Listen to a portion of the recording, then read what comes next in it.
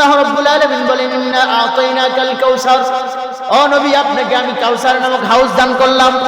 সহিহ মুসলিমের বর্ণনা, নবী করিম সাল্লাল্লাহু আলাইহি ওয়াসাল্লাম বলেন কাউসার এটা এমন একটা হাউস যে হাউজের দুই পাশে আল্লাহ রাব্বুল আলামিন অসংখ্য অগণিত পাত্র রেখে দিবেন, যেই পাত্রগুলো থেকে রাসূলুল্লাহ তার উম্মতদেরকে পানি পান করাবেন। কেমন পানি? কোন ব্যক্তি যদি হাউজে কাউসারের পানি পান করতে পারে, আল্লাহ রাব্বুল আলামিন তার জীবনে আর কোনো পিপাসা দিবে না। যতক্ষণ পর্যন্ত সে জান্নাতে যাবে না ততক্ষণ পর্যন্ত আর পিপাসা লাগবে না।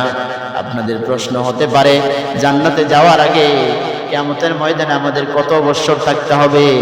কোরআনে কারীমে বলছেন মিকদারুহু 50 আলফ সানা, ওই কিয়ামতের ময়দানে আমাদেরকে 50,000 বছর পর্যন্ত অতিক্রম করা লাগবে। হাউজে কাউসারের পানি পান যদি একবার করে নেয় কেউ, রাসূলুল্লাহ সাল্লাল্লাহু আলাইহি ওয়াসাল্লাম বলেছেন জান্নাতে প্রবেশ করার আগ পর্যন্ত আর কোনোদিন পানির পিপাসা হবে না।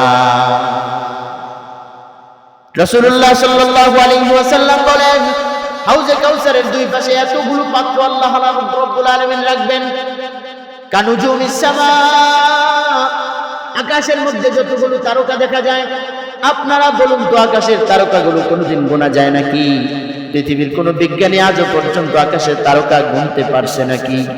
আকাশের তারকা যেরকম অগণিত অসংখ্য, যেগুলোর সংখ্যা আল্লাহ ছাড়া কেউ জানে না, ঠিক তদ্রূপ ভাবে হাউজে কাউসারের দুই পাশে এতগুলো পাত্র আল্লাহ রাব্বুল আলামিন রেখে দিবেন। প্রত্যেকটা পাত্র থেকে উম্মতকে রাসূলুল্লাহ সাল্লাল্লাহু আলাইহি ওয়াসাল্লাম পানি পান করাবেন। তার মানে বোঝা গেল উম্মতের সংখ্যা কি পরিমাণ হবে। তারকার সংখ্যা যেই পরিমাণ, পাত্রের সংখ্যা ওই পরিমাণ, আর উম্মতের সংখ্যাও পাত্রের সমপরিমাণ। কোনো হিসাব হবে নাকি? রাসূলুল্লাহর উম্মত সবচেয়ে বেশি হবে, এটাই আল্লাহ বুঝিয়ে দিয়েছেন। কাউসার এটা কাসিরুন থেকে, আধিক্য থেকে। হে নবী, আপনার সন্তান, ছেলে সন্তান পৃথিবীতে বেঁচে নাই, তাতে কি হয়েছে? আমি আপনাকে উম্মত দিয়ে দিলাম। রাসূলুল্লাহ সাল্লাল্লাহু আলাইহি ওয়াসাল্লাম এই জন্য জন্মের পরে তিনি আম্মাজান রাসূলের মাতা আমিনা রাদিয়াল্লাহু আনহা বর্ণনা করেন, যারা রাসূলুল্লাহ সাল্লাল্লাহু আলাইহি ওয়াসাল্লামের জন্মের সময় উপস্থিত ছিল, তারা বর্ণনা করেন রাসূলুল্লাহ দুনিয়াতে আগমন করার পরে তিনি স্বাভাবিক কোনো বাচ্চা ছিলেন না, বরঞ্চ তিনি পূত পবিত্র অবস্থায় জান্নাতি রেশমি কাপড়ে আবৃত অবস্থায় দুনিয়ায় আগমন করেছে। পুরাটাই সুগন্ধি ভরপুর ছিল। যখন আসছে পৃথিবীর সবচাইতে শ্রেষ্ঠতম সুগন্ধি, এর চাইতে দামি সুগন্ধি আর কোনোদিন আমি শুকি নাই। আম্মাজান আমিনা রাদিয়াল্লাহু আনহা বর্ণনা করেন, আমার রাসূল যখন দুনিয়াতে আসছে, তখন দুনিয়াতে এসে মানুষগুলো অন্যান্য বাচ্চারা শুয়ে পড়ে, কিন্তু আমি নবীকে দেখলাম সে জমিনের মধ্যে দুইটা হাঁটু বিছায়া নামাজের সুরতে বসে গেছে। কিছুক্ষণ পরে আরো আশ্চর্য দেখলাম, সিজদায় পড়ে গেল। সিজদায় পড়ে কেমন যেন শব্দ উচ্চারণ করছে, ইয়া উম্মতি ইয়া উম্মতি রব্বি হাবলি উম্মতি, ও রব আপনি আমাকে আমার উম্মত দিয়ে দেন, উম্মত দিয়ে দেন। এই জন্য কিয়ামতের ময়দানের বিশাল ভয়াবহ চিত্র তৈরি হবে। আল্লাহ রাব্বুল আলামিন বললেন, ইয়াউমা হুম বারিজুনা লা ইয়াখফা আলাল্লাহি মিনহুম শাই লিমানিল মুলকুল ইয়াউমা লিল্লাহিল ওয়াহিদিল কাহ্হার। কাল কিয়ামতের ময়দানে আমাদের সবাইকে আল্লাহর সামনে হাজির হওয়া লাগবে। আল্লাহ রাব্বুল আলামিন বিশাল এক ভয়াবহ চিত্র তৈরি করবেন। আকাশের সূর্যটা 13টা মুখ খোলা নিয়ে আমাদের মাথার অর্ধ হাত উপরে থাকবে। মানুষের শরীরে ঘামগুলো ঝরতে থাকবে, মাথার মগজগুলো টকবক করে ফুটতে থাকবে। রাসূল বলেছেন উম্মতের এমন দশা হবে, কেউ বুক পর্যন্ত, কেউ গলা পর্যন্ত, কেউ হাঁটু পর্যন্ত, কেউ কোমর পর্যন্ত ঘামের মধ্যে হাবুডুবু খেতে থাকবে। আল্লাহ রাব্বুল আলামিন তখন কাফারিয়াতের ধ্বনি বাজতে থাকবে। কিয়ামতের ময়দানে বারবার ঘোষণা দিবেন, লিমানিল মুলকুল ইয়াউম, আজকের রাজত্ব কার, আজকের রাজত্ব কার? আল্লাহ রাব্বুল আলামিন বলেন, লিল্লাহিল ওয়াহিদিল কাহ্হার, একমাত্র মহাপরাক্রমশালী আল্লাহ তাআলার রাজত্বই চলবে আজকে, আর কারো রাজত্ব আজকে চলবে না, চলবে না। পৃথিবীর মানুষগুলো এমনকি 1,24,000 মতন করে 2,24,000 পয়গম্বর এবং নবী রাসূলগুলো তারাও ইয়া নাফসি বলে কান্না করতে থাকবে। কারো কাছে কোনো দিশা থাকবে না, কেউ কোনো ঠিকানা পাবে না, সবাই অস্থির আর বেচেইন বেকরার হয়ে যাবে। এমন অবস্থায় উম্মতগুলো, মানুষগুলো কিয়ামতের দিন যখন চলতে থাকবে, সময় তো আর ফুরাবে না, কারণ 50,000 বছরের সমতুল্য সময়। এই সময়গুলো ফুরায় না। এমন সময় সমস্ত মানুষগুলো মিলে আদম আলাইহিস সালামের খোঁজ পাবে, যায় বলবে আনতা আবুন নাস ওয়া সাইয়্যিদুল বাশার, আপনি হলেন পৃথিবীর মানব জাতির পিতা। ইশফা লানা ইলা রাব্বিক, আপনার রবের কাছে আপনি সুপারিশ করেন। হযরত আদম বলবে লাস্তু লাহা, আজকের এই কঠিন পরিস্থিতির মধ্যে সুপারিশের উপযুক্ত আমি নই। মানুষগুলো ইব্রাহিম আলাইহিস সালামের কাছে যাবে, তিনিও বলবেন লাস্তু লাহা, সুপারিশের উপযুক্ত আমি নই। নূহ আলাইহিস সালামের কাছে যাবে, তিনি একই কথা বলবেন। ঈসা আলাইহিস সালামের কাছে যাবে, মূসা আলাইহিস সালামের কাছে যাবে। এইভাবে প্রত্যেকটা পয়গম্বর তাদের উম্মতকে ফিরিয়ে দিবে, না না না, আজকের সুপারিশের উপযুক্ত আমরা নই। সবাই একজন নবীকে দেখায় দিবে, ইলান নবীল খাতিম, সবাই পাঠিয়ে দিবে সর্বশেষ নবী, বিশ্ব নবী, আমার আপনার নবী মুহাম্মদুর রাসূলুল্লাহ সাল্লাল্লাহু আলাইহি ওয়াসাল্লামের কাছে পাঠিয়ে দিবে। আল্লাহ রাব্বুল আলামিন বলেন, ওগো নবী, আপনার আগে পৃথিবীতে কোন নবীর জন্য আল্লাহ তাআলা জান্নাতের দরজা কোনোদিন খুলে দিবেন না। সর্বপ্রথম জান্নাতের দুয়ার কার জন্য খোলা হবে? রাসূলুল্লাহ সাল্লাল্লাহু আলাইহি ওয়াসাল্লাম বলেছেন, ওগো উম্মত, আল্লাহ রাব্বুল আলামিন ক্বাদ হুররিমাতিল জান্নাতু আলাল উমাম, প্রত্যেকটা জাতির উপরে জান্নাতকে হারাম করে দিবেন যতক্ষণ পর্যন্ত আমি নবী আমার উম্মতকে নিয়ে জান্নাতে প্রবেশ না করব, ততক্ষণ পর্যন্ত কোন নবীর উম্মত জান্নাতে প্রবেশ করতে পারবে না। তখন রাসূলুল্লাহ সাল্লাল্লাহু আলাইহি ওয়াসাল্লামের কাছে উম্মতগুলো যাবে, যা দেখবে নবী করিম সাল্লাল্লাহু আলাইহি ওয়াসাল্লাম সেই মাকামে মাহমুদের মধ্যে আছে। কোথায় আছে? মাকামে মাহমুদের মধ্যে অবস্থানরত, সিজদারত, আল্লাহ তাআলার কাছে কাঁদছেন, রব্বি হাবলি উম্মতি, রব্বি হাবলি উম্মতি। রাসূলের মুখ থেকে ইয়া নাফসি বের হবে না, বরঞ্চ তিনি উম্মতি উম্মতি বলে কাঁদতে থাকবে। এবার যখন উম্মতগুলো তার কাছে যাবে, নবী করিম সাল্লাল্লাহু আলাইহি ওয়াসাল্লাম বলবেন, হ্যাঁ আনা লাহা, হ্যাঁ উম্মত, তোমরা আমার কাছে এসেছো, আমি এই সুপারিশের উপযুক্ত।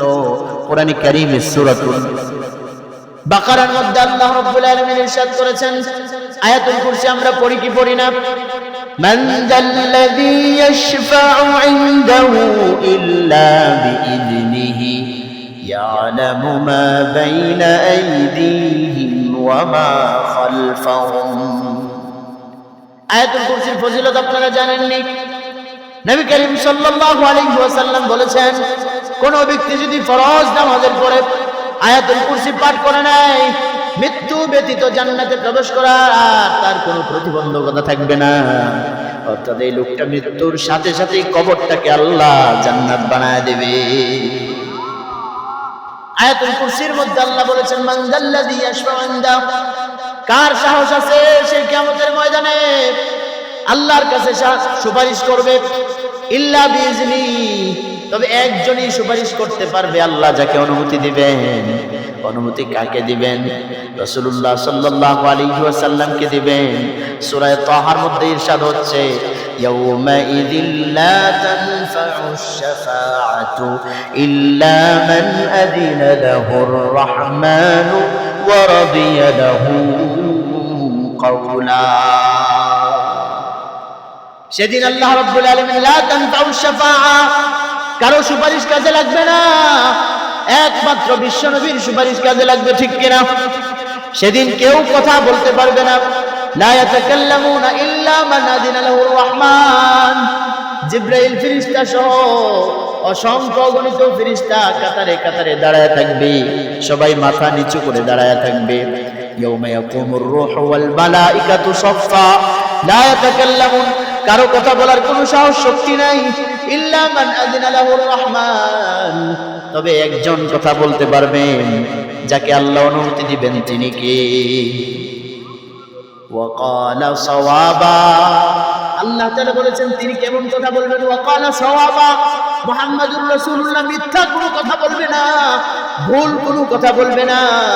মুহাম্মাদুর রাসূলুল্লাহ যেই কথা বলবে সেটা হলো আল্লাহর কাছে সঠিক কথা, ঠিক কিনা বলো? নবী করিম সাল্লাল্লাহু আলাইহি ওয়াসাল্লাম মাথা উঠাবে না, জিবরাইল চলে আসবে, এসে বলবে ইয়া রাসূলুল্লাহ আপনার রব আপনাকে ডেকেছেন, আপনি মাথা উঠান। নবী করিম সাল্লাল্লাহু আলাইহি ওয়াসাল্লাম মাথা উঠাবেন, আল্লাহ বলবেন ইরফা রাসাক সাল তুতা, ওগো নবী আজকের এই কিয়ামত দিনকে আমি দুই ভাগে ভাগ করে দিলাম, কাসামতুল কিয়ামাতা কিসমাইন, কিয়ামতকে দুইটা ভাগে ভাগ করলাম। সাল তুতা, আপনি চাইবেন, আপনি উম্মতের জন্য সুপারিশ করবেন আর আপনাকে দেওয়া হবে। যার ব্যাপারে সুপারিশ করবেন আপনি যা চাইবেন আমি তাই দেব, যার ব্যাপারে সুপারিশ করবেন আমি তার সুপারিশ আপনার পক্ষ থেকে কবুল করে নেব।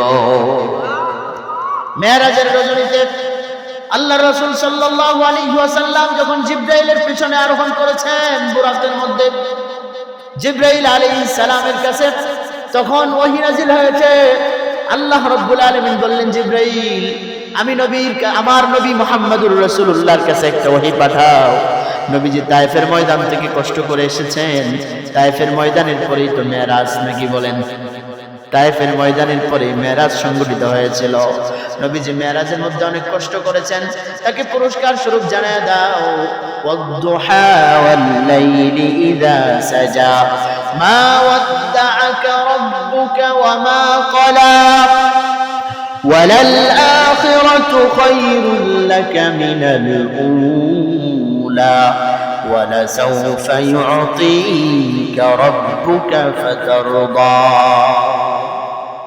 আল্লাহ তাআলা এই পর্যন্ত আয়াত নাযিল করেছেন ওয়াদ-দুহা, চাষের সময়ের কসম, ওয়াল-লাইলি ইযা সাজা, রাতের কসম যখন অন্ধকার হয়, মা ওয়াদ্দা'আকা রাব্বুকা ওয়া মা ক্বালা, আপনার রব আপনাকে ছেড়ে যান নাই, আপনার রব আপনাকে হতভাগা করে নাই, দুর্ভাগা করে নাই। ওয়ালাল আখিরাতু খায়রুল লাকা মিনাল উলা, পরকাল হলো দুনিয়ার জীবন থেকে উত্তম। আল্লাহ রাব্বুল আলামিন এরপরে বলেছেন ওয়ালা সাউফা ইউতিকা রাব্বুকা ফাতারদা, ওগো নবী আপনাকে আপনার রব এমন দেওয়াই দিবে, এত পরিমাণে দিবে যাতে আপনি সন্তুষ্ট হয়ে পড়েন। জিবরাইল আলাইহিস সালামকে নবীজি বললেন জিবরাইল তুমি থামো, তুমি থেমে যাও। কিফিয়া জিবরাইল তুমি থামো, এইখানে আমার কিছু কথা আছে। কোন সময় বলেন না, যখন মেরাজে বুরাকের উপর আরোহী, ওই সময় নবীজি বলছেন এখানে আমার কিছু কথা আছে, কারণ আল্লাহ বলছেন এমন দেওয়া আপনাকে দিবে, আপনাকে সন্তুষ্ট না করে আল্লাহ ছাড়বেন না। নবীজি বলেন লান আরদা আলা রাব্বি, ও জিবরাইল তুমি সাক্ষী থাকো আমি আমার রবের প্রতি ততক্ষণ পর্যন্ত সন্তুষ্ট হব না, আমি আমার রবের প্রতি ততক্ষণ পর্যন্ত সন্তুষ্ট হব না যতক্ষণ পর্যন্ত আমার একজন গুনাহগার উম্মত জাহান্নামে থাকবে। এই জন্য রাসূল বারবার সিজদায় পড়ে যাবেন, মাকামে মাহমুদের মধ্যে বারবার সিজদায় পড়ে যাবেন। আল্লাহ জিজ্ঞাসা করবেন কেন সিজদায় পড়লেন আপনি? নবীজি বলবেন আমার নিজের জন্য নয়, আমি এখনো মনে করতেছি আমার কোন গুনাহগার উম্মত যেন এই হাসরের ময়দানের মধ্যে রয়ে গেছে, এখনো সুপারিশের যোগ্য হয় নাই, এখনো মাফ পায় নাই, জাহান্নাম থেকে এখনো তাকে মুক্তি দেওয়া হয় নাই। আল্লাহ রাব্বুল আলামিন তিনবার পর্যন্ত রাসূল সাল্লাল্লাহু আলাইহি ওয়াসাল্লাম এরকম করার পরে আল্লাহ তাআলা বলবেন ঠিক আছে যান, আপনার উম্মতকে যেখানে পাবেন আপনি খুঁজে খুঁজে তালাশ করে করে জান্নাতের মধ্যে নিয়ে যান। এবার রাসূল সাল্লাল্লাহু আলাইহি ওয়াসাল্লাম ঘুরতে থাকবে। সাহাবায়ে কেরাম জিজ্ঞাসা করলেন ইয়া রাসূলুল্লাহ, নবী করিম সাল্লাল্লাহু আলাইহি ওয়াসাল্লাম বলতেন আমরাও তো নবীর উম্মত, ঠিক কিনা? আমরা তো নবীজিকে দেখি নাই, নবীজিও তো আমাদেরকে দেখে নাই, দেখছে নাকি? এজন্য রাসূল সাল্লাল্লাহু আলাইহি ওয়াসাল্লাম প্রায় সময় আফসোস করতেন, ওয়াদিতু লাউ রাআইনা ইখওয়ানানা, আয় হায় আমার বড় আশা জাগে হৃদয়ের বড় একটা তামান্না, যদি আমার ভাইদেরকে আমি দেখতে পারতাম। সাহাবায়ে কেরাম বললেন, নাহনু ইখওয়ানুকা ইয়া রাসূলুল্লাহ, ওগো আল্লাহর রাসূল, আমরাই তো আপনার ভাই। নবীজি বলেন, লা লা আনতুম আসহাবী, তোমরা হইলে আমার সাহাবী, আমার ভাই হলো তারা যারা আমাকে না দেখে কিয়ামত পর্যন্ত আমার উপর ঈমান আনয়ন করবে, তারা হবে আমার উম্মত। সাহাবায়ে কেরাম জিজ্ঞাসা করলেন, কিভাবে চিনবেন আপনি? আপনি তো ময়দানে ঘুরবেন, কিভাবে চিনবেন? তো গুররাম মুহাজ্জালিনা মিন আসারিল মুদু, ও আমার সাহাবীরা, অনেক গরু ঘোড়ার পালের মধ্যে যদি একটা কপালে চিহ্নকৃত সাদা শুভ্র রেখাপাত করা একটা ঘোড়া যদি থাকে, ওই সবগুলো অন্য কালারের ঘোড়ার মধ্যে থেকে ওই ঘোড়াটাকে আলাদা করা যাবে কিনা? অবশ্যই যাবে। বললেন, ও আমার সাহাবীরা শোনো, আমার উম্মতকে আমি এইভাবে চিনতে পারবো, আমি রাসূলের বাঁকানো ওযু করে যে তারা নামাজ পড়বে, ওযুর অঙ্গ প্রত্যঙ্গগুলো আলোক উজ্জ্বল হতে থাকবে।